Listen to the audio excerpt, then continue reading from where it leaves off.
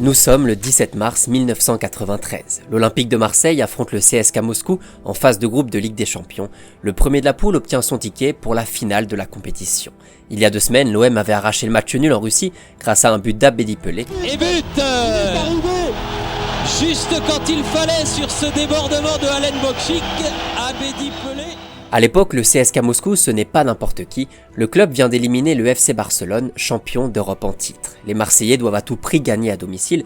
Ils courent derrière cette Ligue des Champions depuis 3-4 ans. C'est l'année ou jamais pour aller la chercher. Les Marseillais non seulement vont très bien jouer au football, mais vont surtout écraser leur adversaire pour se faire un goal average positif en vue de la première place du classement. De Sailly, Ferreri et Franck Sauzet par 3 fois permettent à l'OM de prendre l'avantage. On retiendra pour cette vidéo le but magnifique du numéro 10 et prodige marseillais, Monsieur Abedi Pelé. Il va venir à l'intérieur, il va venir à l'intérieur, il va venir à l'intérieur. But extraordinaire but d'Abedi Pelé. Il est venu à l'intérieur de la défense. On sentait qu'il voulait.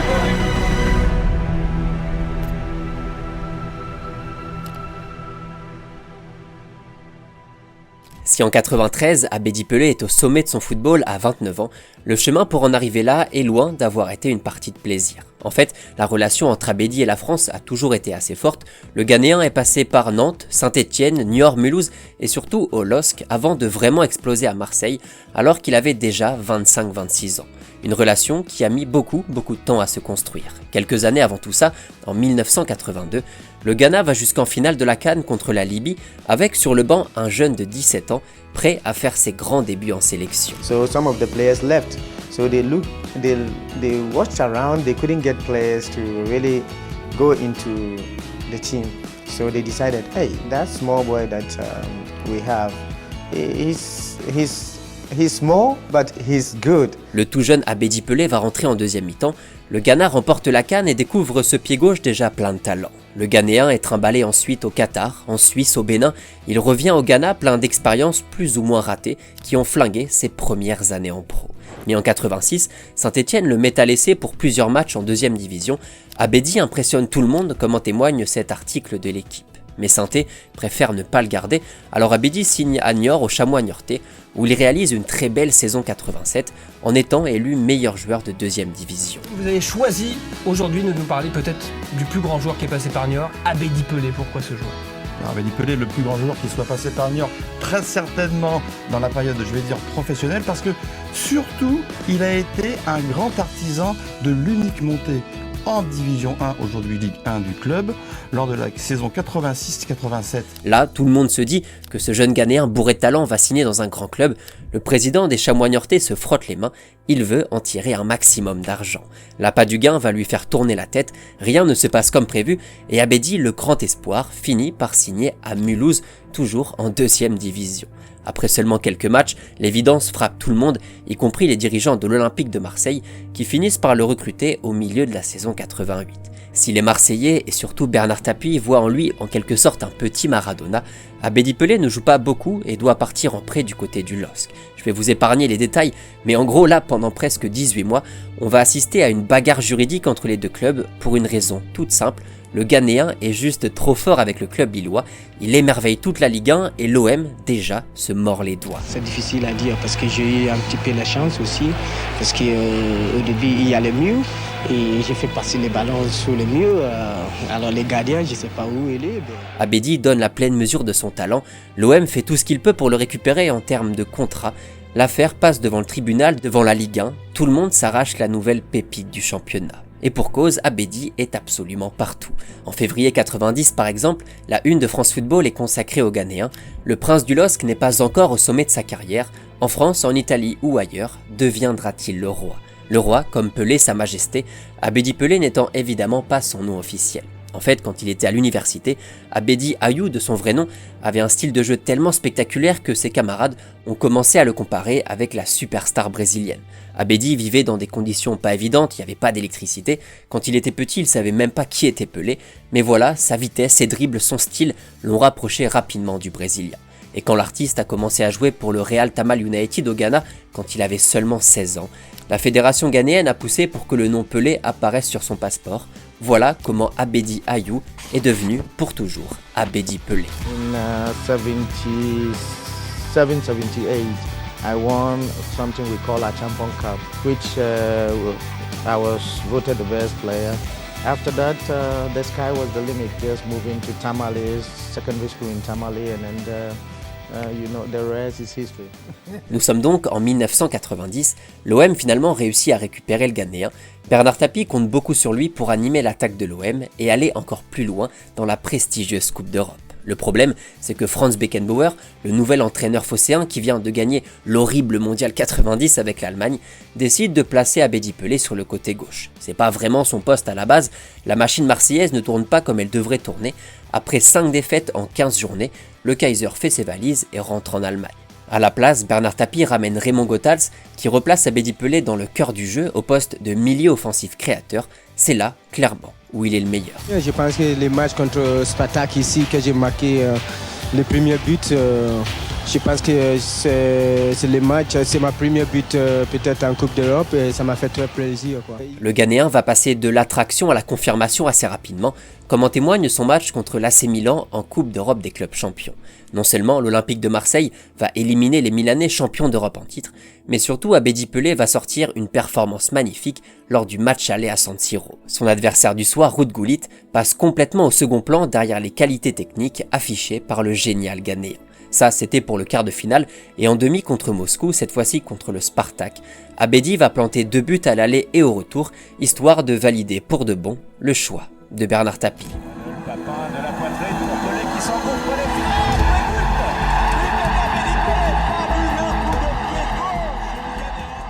Malheureusement pour l'OM, la finale contre Belgrade va se terminer au tir au but de la pire des manières, mais l'histoire du Ghanéen avec le club marseillais a pris cette année une toute autre dimension. Avec Cantona, Papin, Waddle et donc Abedi Pelé, l'attaque de l'OM a fière allure et sur le papier, on a peut-être la plus belle équipe de l'histoire de l'Olympique de Marseille. Et cette histoire, justement, ne va pas s'arrêter à cette finale cruelle perdue en Italie.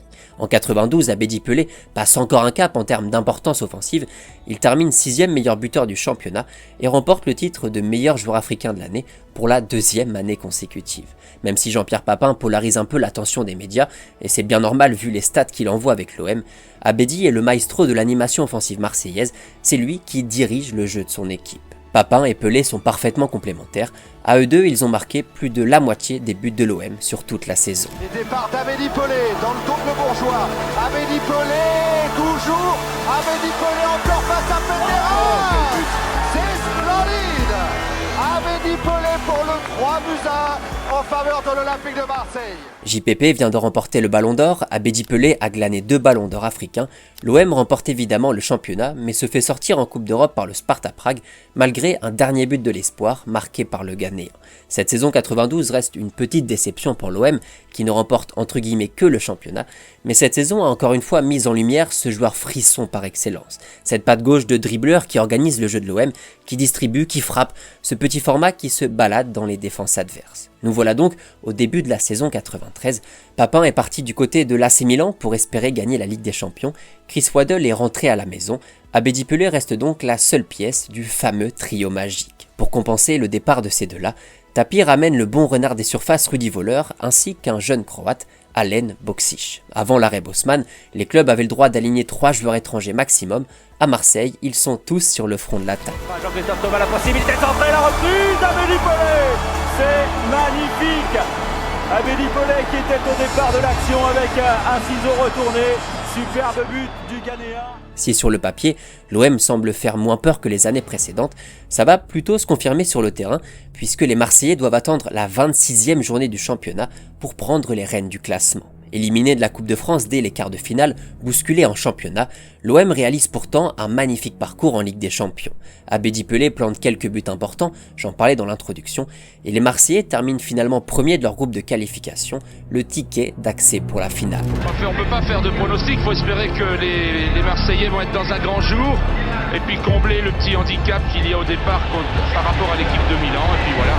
On croise les doigts pour eux et on croise les doigts surtout pour un très beau spectacle. En face, l'OM retrouve l'AC Milan de Jean-Pierre Papin, le club italien qui est triple finaliste lors des 5 dernières éditions, avec leur victoire en 89 et en 90. Marseille n'est pas vraiment favori, loin de là, mais les Marseillais vont faire jeu égal avec les Milanais dans une première mi-temps assez ouverte avec des occasions des deux côtés. Les Phocéens s'en remettent à un très grand Fabien Barthez. Basile Boli semble diminuer et demande le remplacement après la demi-heure de jeu. Mais le défenseur marseillais reste sur le terrain et à la 44e minute, l'OM récupère un corner avant de rentrer au vestiaire. Abedi Pelé s'en charge et envoie le ballon dans la boîte. Boli dans l'axe, Marcel de Sagui au second poteau, et but de Boli, but de Basile Boli sur ce corner. Eh bien, c'est le moment idéal, extraordinaire coup de tête de mon Basilou. On l'a bien presque senti Boli, et ne voulait pas tirer Abedi Pelé. L'OM vient d'ouvrir le score face à l'AC Milan et l'OM va tenir le résultat jusqu'au bout grâce entre autres à la patte gauche de son numéro 10. Bernard Tapie réalise le coup parfait, Marseille est sur le toit de l'Europe et vient d'écrire la plus belle page de l'histoire du club malgré le départ quelques mois plus tôt de Waddle et de Papin. Vous êtes le premier entraîneur à donner une Coupe d'Europe à la France, surtout les joueurs et tout le monde qui en fait cela.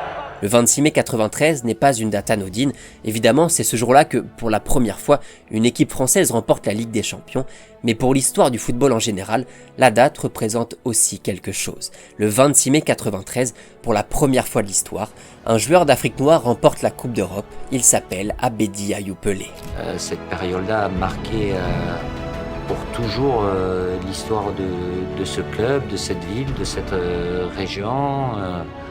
Voilà, avec des émotions incroyables, les moments, le retour après Munich et ce sacre, c'était fabuleux. Passé par la deuxième division, prêté par l'OM qui n'en voulait pas, Abedi soulève la Ligue des Champions quelques années plus tard, un conte de fées pour un parfait conte de foot. Mais la belle histoire que le numéro 10 est en train d'écrire va prendre un sacré coup à la fin de cette saison 93, quand Marseille est embourbé dans la fameuse affaire VA-OM.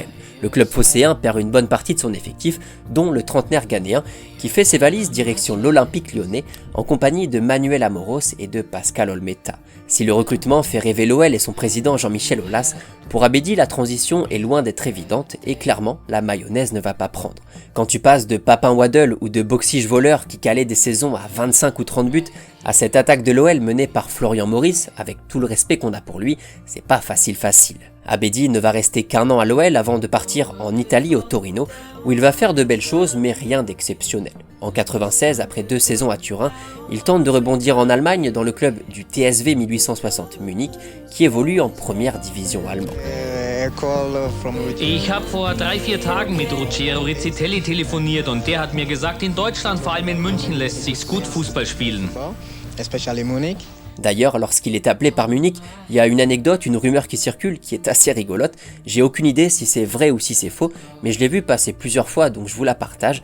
Apparemment, quand il a débarqué à Munich en 96, il pensait qu'il venait de signer pour le Bayern, la grosse équipe de la ville, alors qu'il avait signé pour ce petit club qui a connu ses heures de gloire dans les années 60.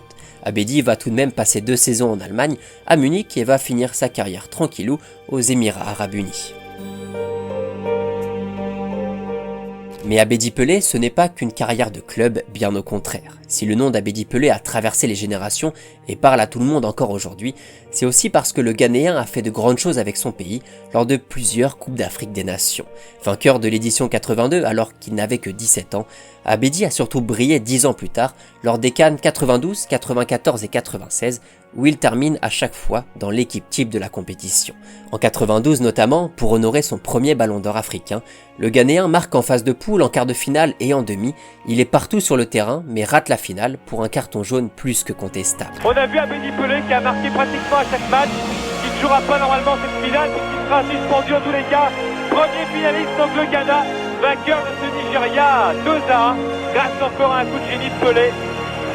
Et oui, le Abedi Pelé qui a quand même été l'homme clé des Templeurs Abedi parce qu'il doit penser que cette finale va sans doute lui échapper. Élu meilleur joueur du tournoi malgré la défaite du Ghana contre la Côte d'Ivoire, Abedi enchaîne en 94 et en 96 où il forme avec Tony Yeboah l'une des plus belles paires offensives du continent.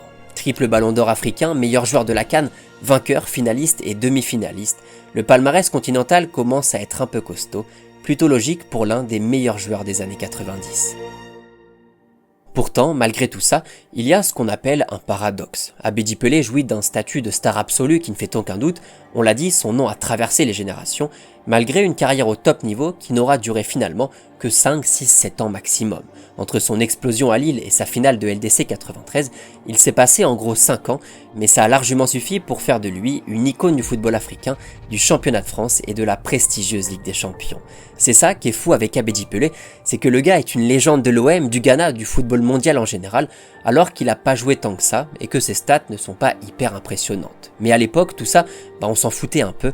Ce qu'on retenait, c'est qu'Abedi Pelé portait plutôt bien son nom et faisait lever les foules avec ce pied gauche conçu pour dribbler et zigzaguer dans les défenses. Des grosses pralines du gauche, des retournées qu'il tentait d'un peu partout, des dribbles, des feintes et ce qu'il en faut beaucoup plus pour faire de lui un joueur de frissons, un joueur de souvenirs. Pas facile de porter un pseudonyme qui condamnerait presque automatiquement celui qui le porte, mais Abedi, lui, l'a fait.